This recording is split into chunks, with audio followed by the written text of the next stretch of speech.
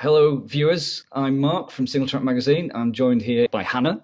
Hello. We've been out riding two e-bikes the last few weeks, haven't we? Yep. What have you been riding? I've been riding the Canyon Neuron On. Yes, and I've been riding the Canyon Spectral On. Yours is easier to say. It is, yes. Neuron, Ron. That had to be done. Yes. The two bikes are kind of different, aren't they? And aimed at two different sort of styles of riding. So how would you describe your Neuron? More of a trail bike, 130 fork on the front. So definitely not an XC bike, but not heading off into enduro land, which I think yours is more of that, isn't it? Yeah, my Spectral is 150mm travel early forks on it. It's got Fox 36 on the front. So I've got Fox 34. Yeah, so I think that characterises what the intended use is for each of the bikes. So there's a lot of sort of, I don't know, myths and assumptions around what e-bikes are for. Well, I think people started off thinking that e-bikes were just one thing, and now they're sort of diversifying into different bikes for different uses, just like other mountain bikes are. Yeah, so we decided to put these two bikes to the test in a kind of a unique way. So what did we do? Well, I took mine out for an adventure. Yes, it was an adventure.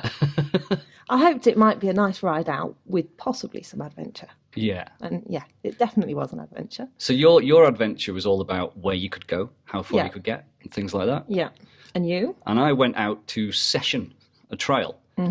Because one of the things that I really love about e-bikes in particular is the fact that it means that you've got a built-in uplift. Yeah. So lots of times when I'm out on a ride, you'll climb up to the top of a hill on a normal bike, and then you'll head down a fantastic descent, and you'll go, oh, that was great descent, I'd love to do that again. But then you turn around, you look up and you think, I'm not riding back up. I'm not going back up there. So each ride has one descent and you do it just once. And then that's kind of the way it's always been. Well, certainly for me, I've never really, on an ordinary bike, never been particularly inclined or perhaps fit enough to actually session some of my favourite descents. Right.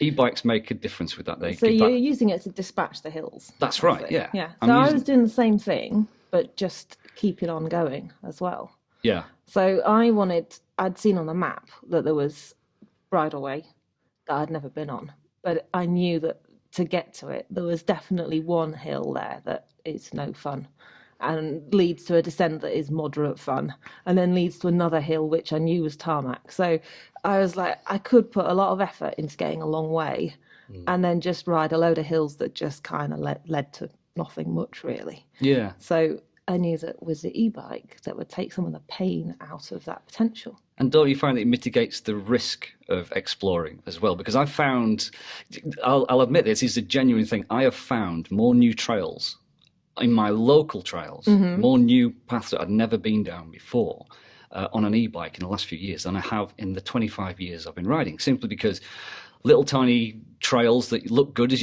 you ride past on a normal bike, you go, oh, I wonder what's down there. But then you don't bother exploring because you think, yeah, but if it's a massive bog or it's a dead end, I'm not bothered. But with an e-bike, it changes that. So I did actually, that happened to me on the ride because I could see another bit of trail that looked like it might lead somewhere. I thought actually it might lead to biscuits. And so I went against all instincts down a tarmac road in search of this bridleway, which appeared to have been locked off by a padlock and a gate. And so because I was on the e-bike, actually, I didn't kind of start pursuing it and climbing over things. But I didn't resent the fact that I then had to go back up the tarmac climb. Yeah. So yeah, it led me to go and try and find somewhere new that I then gave up on, but I didn't mind that it didn't work out. Yeah.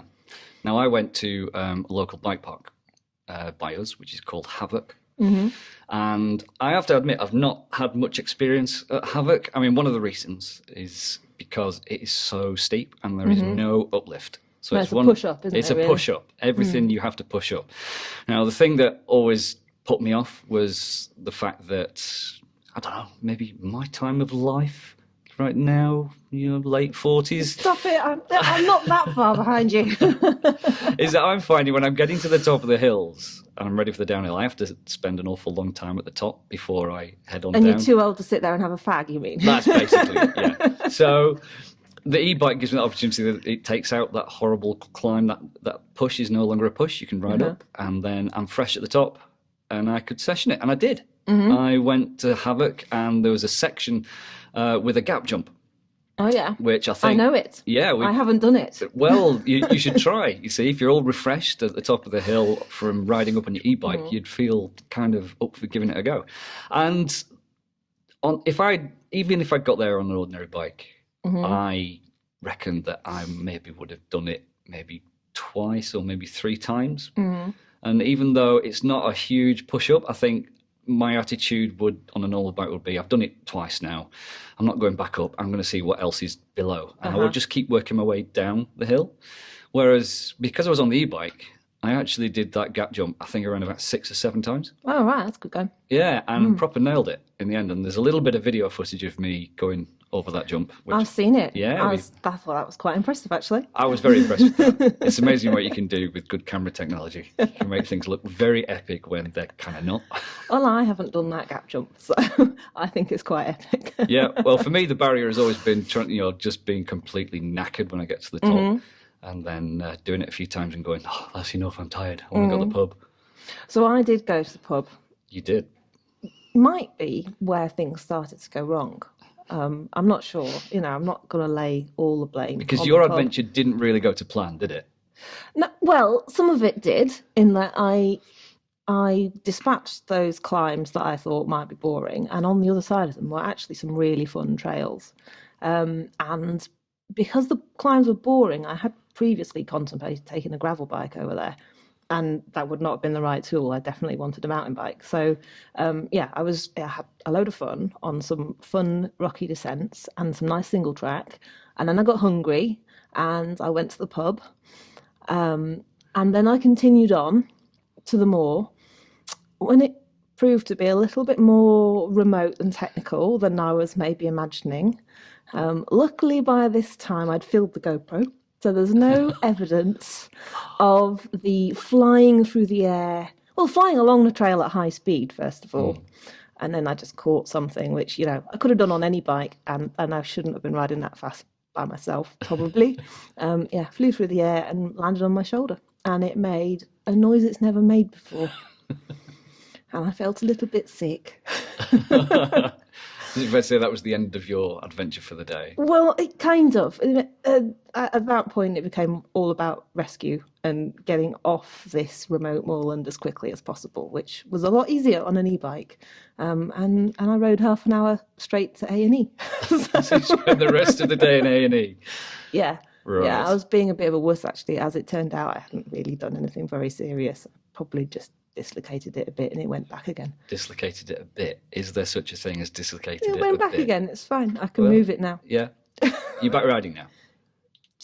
On the canal. Right. Okay. So what did we learn from our 2 adventures? I've learnt that it's definitely still mountain biking, and just because you're cruising up the hills doesn't mean that you don't need a emergency bag and a first aid kit and a extra layer and to be prepared for the things that go wrong, which actually I was, because I knew where I was going was remote. So yeah, it's still mountain biking. Yeah, I would agree with that entirely. I learned that it's not about cheating. It's not about getting the awful stuff out the way and forgetting about the climbs. It's about having more fun on the stuff you want to do on the bike. And I don't know about you, but I got into mountain biking.